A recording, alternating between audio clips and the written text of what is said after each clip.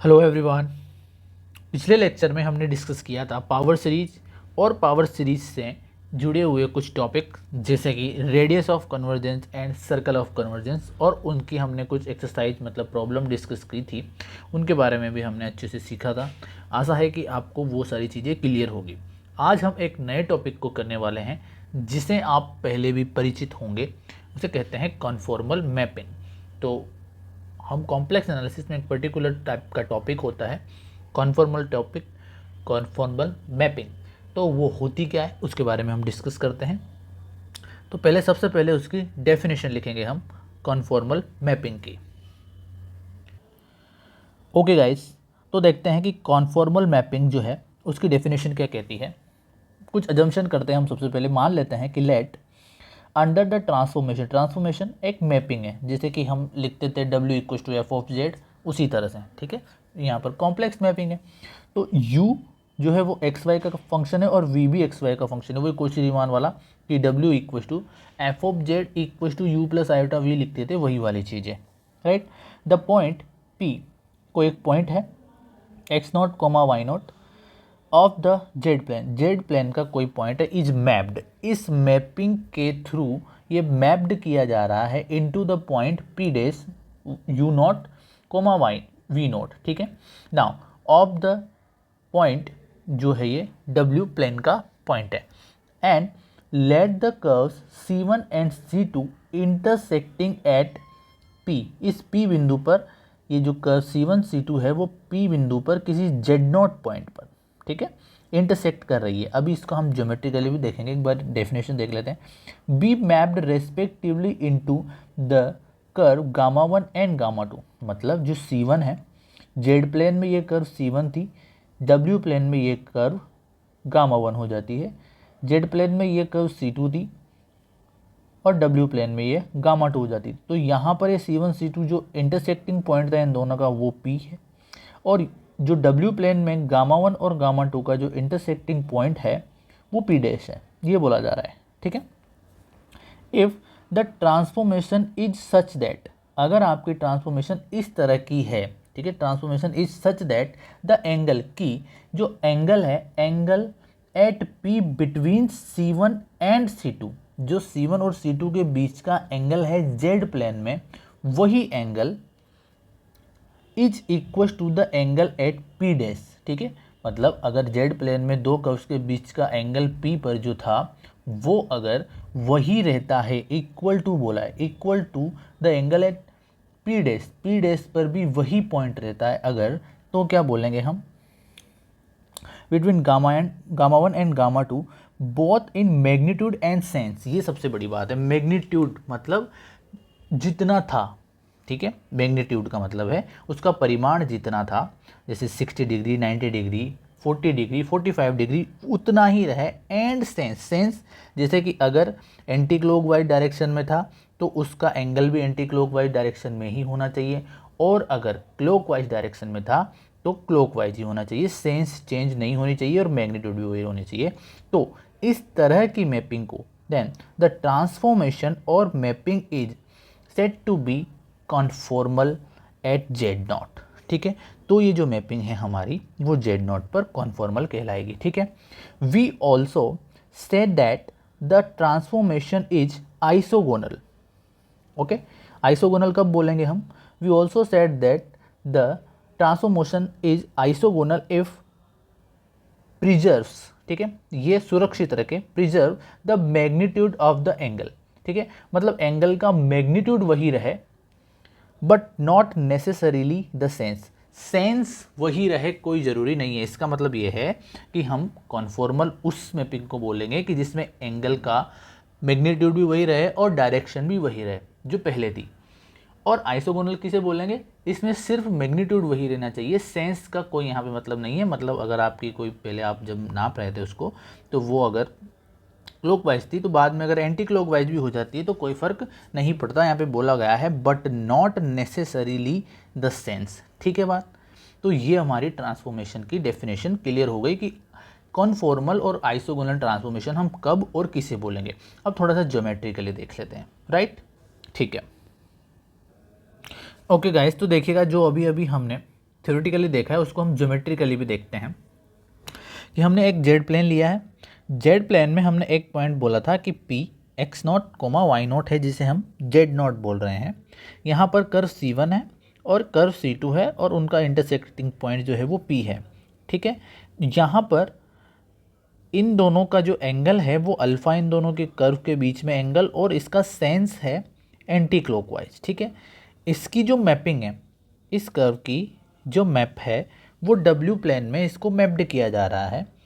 तो जैसा कि हमने लिखा है कुछ इस तरह से कि C1 जो है वो गामा 1 में मैप हो रही है और C2 जो है वो W प्लेन में गामा 2 में मैप हो रहा है, और इनके बीच जो इंटरसेक्शन जो पॉइंट है वो P डैश है जो कि W0 पर है, और इनके बीच का एंगल अगर मैग्नीट्यूड में भी वही रहता है जो यहाँ था, मतलब यहाँ अल्फ़ा ही है, और अगर सेंस यहाँ पे एंटी क्लॉकवाइज है, यहाँ पर भी देखिए ये एंटी क्लॉकवाइज ही है, तो मतलब हम इस मैपिंग को क्या बोलेंगे, कन्फॉर्मल बोलेंगे।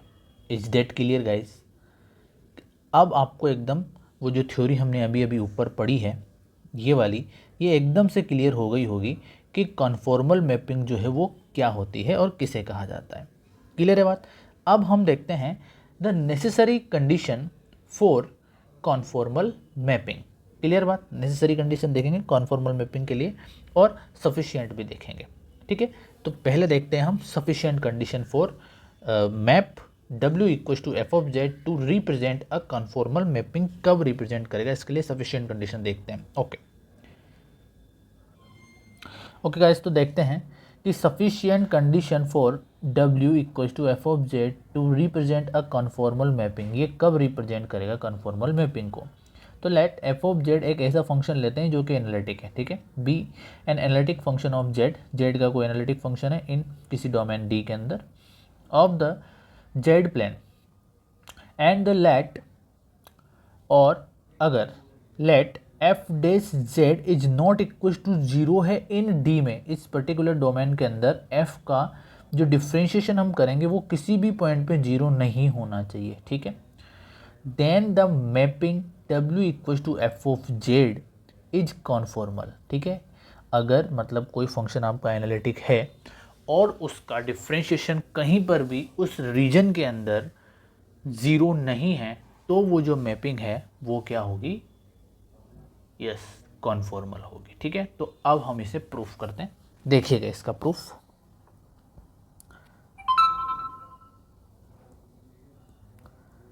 ओके गाइज, तो प्रूफ करने से पहले कुछ अजम्पशंस हम जो है वो मान लेते हैं। देखिए, let C1 and C2 be two differentiable arcs. ठीक है, डिफरेंशिएबल आर्क है क्योंकि हमने जो फंक्शन लिया है वो डिफरेंशिएबल लिया है और उसका डिफरेंशिएशन नॉन जीरो होना चाहिए उन डोमेन के अंदर, राइट। तो arcs in z plane intersecting at the point z not. ठीक है, जेड नॉट पर आपकी दो कर्व्स जो है वो इंटरसेक्ट कर रही है, and late tangent at these points make an angle alpha and alpha 2, alpha 1 and alpha 2 with the axis real axis, right। real axis के साथ में alpha 1 और alpha 2 एंगल बना रही है tangent। ओके, क्लियर है बात। Then let z1 and z2 be 2 points, कोई दो बिंदु है, कोई दो पॉइंट्स हैं on the curve C1 and C2, C1 पर z1 है और C2 पर z2 है, नियर जेड नॉट, क्योंकि जेड नॉट क्या इंटरसेक्टिंग पॉइंट है तो जेड नॉट के नियर है Z1 और Z2, and at the same distance r from z not, z not से दोनों के दोनों जो पॉइंट्स है वो सेम डिस्टेंस पर हैं, R पर हैं। ठीक है, तो लिखने की कोशिश करते हैं, ये जो बोला गया है इसको पहले हम ज्योमेट्रिकली देखते हैं कि क्या है ये। ठीक है बात, उसके बाद में फिर आगे बढ़ेंगे हम। ओके गाइज, तो अब हमने जो थ्योरेटिकली लिखा है उसको हम ज्योमेट्रिकली देख लेते हैं कि दो यहाँ पर हमारे जेड प्लेन में C1 एंड C2 कर्व्स हैं, उनका इंटरसेक्शन पॉइंट जो है वो जेड नॉट है, और जेड नॉट से थोड़ी दूरी पर C1 कर्व पर Z1 बिंदु है और Z2 जो पॉइंट है वो C2 कर्व पर है। उन दोनों के बीच की जो डिस्टेंस है वो सेम है, वो R है। ठीक है, नाउ हम क्या करते हैं, जेड नॉट पर हमने एक टेंजेंट खींची। ओके, तो वो रियल एक्सिस से अल्फ़ा 1 एंगल बना रही है और इस C2 कर्व पे हमने एक टेंजेंट खींची जो कि रियल एक्सिस से एंगल अल्फ़ा 2 बना रही है। यही वाली चीज़ जब हमने W = f(z) ट्रांसफॉर्मेशन लगाया तो C1 कर्व को, जो इसका ट्रांसफॉर्मेशन है C1 कर्व का गामा 1 कर्व में हो गया और C2 कर्व का गामा 2 कर्व में हो गया ट्रांसफॉर्मेशन। ठीक है, यहाँ पर जो Z0 है इसके कोरिस्पॉन्डिंग पॉइंट है W0 और Z1 के कोरिस्पॉन्डिंग पॉइंट W1 है और Z2 के कोरिस्पॉन्डिंग पॉइंट W2 है। सेम वही चीज़ हमने यहाँ पे करी है, तो ये वाली चीज़ है और W जो पॉइंट है इंटरसेक्शन, उस पर हमने टेंजेंट खींची है C मतलब गामा 1 कर्व पे और गामा 2 कर्व पे, दोनों पे, जो कि U वाली जो लाइन है उससे बीटा 1 और बीटा 2 एंगल बना रही है। तो अब हमें ये प्रूफ करना है कॉन्फॉर्मल मैपिंग के लिए कि इन दोनों के बीच का जो एंगल है ये वाला, ये क्या होगा, इन दोनों के लाइंस के बीच का एंगल, मतलब बीटा 2 माइनस बीटा 1, राइट। और यहाँ पर भी अल्फ़ा 2 माइनस अल्फ़ा 1 है। ठीक है, तो ये जो एंगल है beta 2 minus beta 2, beta 2 minus beta 1, वो अल्फ़ा 2 माइनस अल्फ़ा 1 आना चाहिए, राइट। और सेंस तो वही है, सेंस तो वही ली है हमने, ठीक है ना। तो अगर मैग्नीट्यूड और सेंस वही आ गई तो हम बोल लेंगे ये जो मैपिंग है वो कॉन्फॉर्मल मैपिंग है, विद कंडीशन कि हमारा जो एफ ऑफ डैश है, एफ डैश, वो जीरो नहीं होना चाहिए रीजन में कहीं पर भी, राइट। ओके, तो यहाँ से अब हम क्या लिख सकते हैं, देखिएगा थोड़ा सा, कि हमारे पास में यहाँ से यहाँ तक की जो डिस्टेंस है, मतलब R0 Z0 से Z1 के बीच की जो डिस्टेंस है वो भी R है और Z2 से Z0 के बीच की जो डिस्टेंस है वो भी R है। तो हम क्या लिख सकते हैं यहाँ से, देयरफॉर Z1 माइनस Z2 मतलब Z0, sorry, Z1 minus Z0 is R। Theta मान लेते हैं कि आयोटा थीटा 1 है, ये कोई ना कोई एक नंबर आता है और हम एक नंबर को पोलर फॉर्म में इस तरह से रिप्रेजेंट करते हैं। आर क्यों लिखा है, आर वो डिस्टेंस होती है इनके बीच की, और ये जो एंगल है वो एंगल बता रहा है दो कॉम्प्लेक्स नंबर के बीच का जो एंगल है, ठीक है। और इसी तरह से एंड हम लिख सकते हैं Z2 minus Z0 is also R, ठीक है, क्योंकि Z1 और Z1 माइनस Z0 का जब हम मोड लेंगे तो वो R ही आएगा, और ये मान लीजिए ई रेस्ट पावर आयोटा थीटा 2 है। इट इज़ क्लियर, ठीक है। तो यहाँ से हम एक लाइन लिख सकते हैं कि 10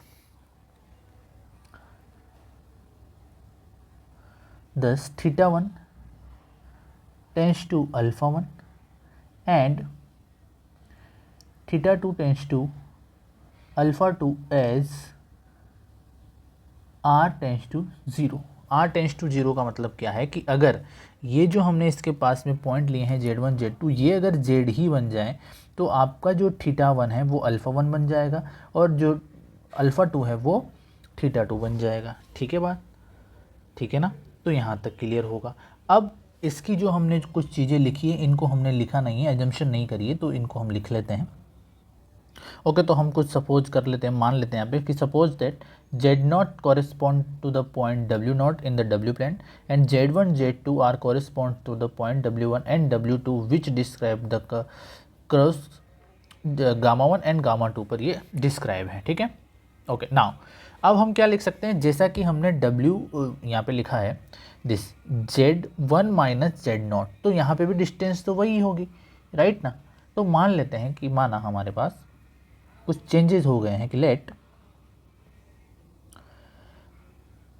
W1, अब यहाँ पर Z0 से हमने यहाँ पे एक चीज़ मानी है कि Z0 से Z1 की दूरी भी R है और दिस Z2 से Z0 की डिस्टेंस भी R है, लेकिन यहाँ पे हमने कुछ अजम्पशन नहीं किया है, इस वजह से हम अलग अलग लेंगे क्योंकि ज़रूर नहीं है ना सेम जगह पे मैप हो, डिस्टेंस तो चेंज हो सकती है। तो W1 minus W0 equals to lambda 1 e raise to power iota phi 1 मान लेते हैं and W2 minus W0 equals to lambda 2 e raise to power iota phi 2 consider कर लेते हैं। क्लियर बात। Now therefore F dash Z0, हम जानते हैं एफ डैश Z0 क्या होता है, limit Z1 tense to Z0, ठीक है। Z1 जो है वो Z0 के पास जा रहा है अगर, तो हम कैसे लिखते थे, FZ1 माइनस FZ0 और Z1 माइनस Z2। तो इसको क्या लिखा जा सकता है, लिमिट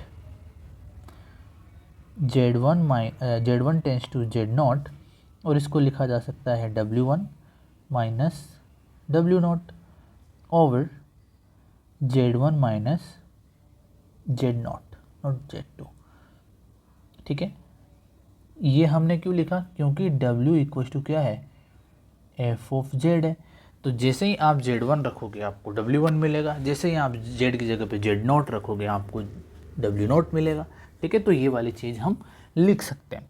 नेक्स्ट, सिंस हमने स्टार्टिंग में क्या कंसिडर किया है कि हमारा जो एफ डेस Z0 है for every Z belongs to D के लिए नॉट इक्वल टू 0 है, तो कोई ना कोई वैल्यू आएगी मतलब, ठीक है। तो मान लेते हैं कि इसकी वैल्यू कुछ ना कुछ है, लेट 0 के अलावा है, ठीक है, कि since f dash Z is not equal to 0 for every Z belongs to D के लिए, तो हम मान लेते हैं कि लेट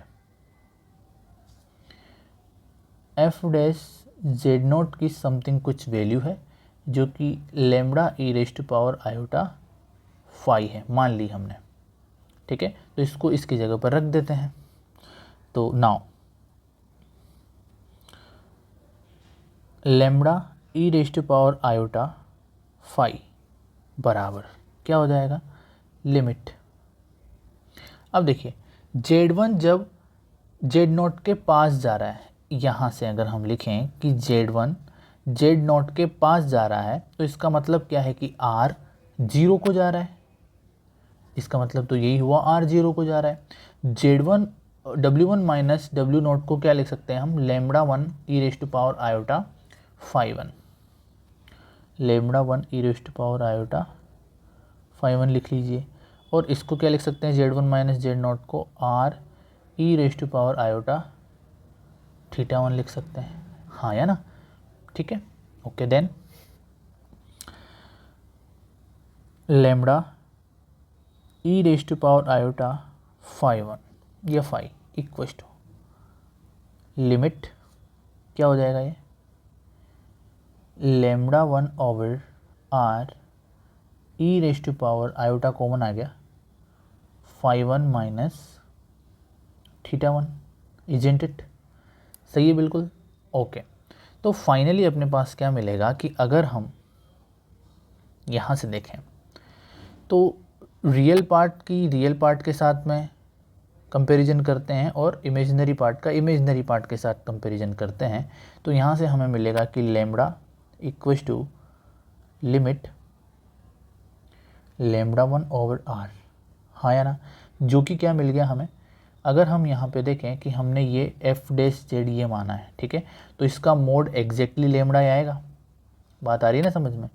यहाँ पे मैं लिख भी देता हूँ कि मोड एफ जेड नॉट को अगर हमने लेमडा इरेस्ट पावर आयोटा फाइव माना है तो इसका मोड लेमडा आएगा, तो मतलब लेमडा की जगह पर हम ये लिख सकते हैं mod F dash Z naught dash, ठीक है बात, ये आएगा। एंड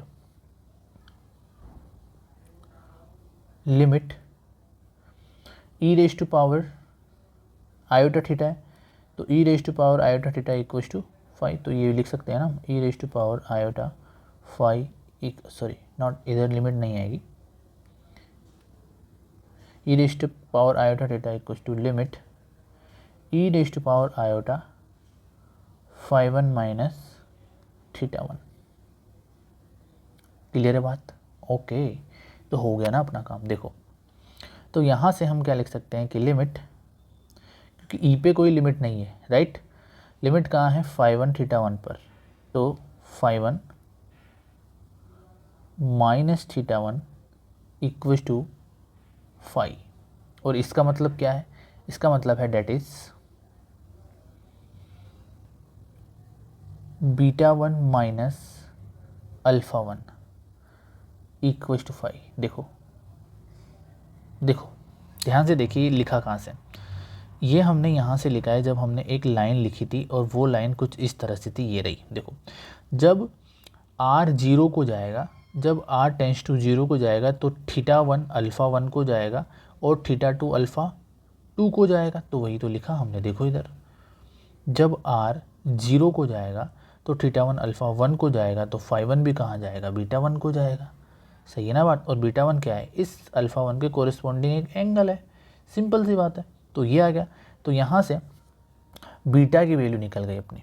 तो finally beta 1 equal to 5 plus alpha 1 हो गया।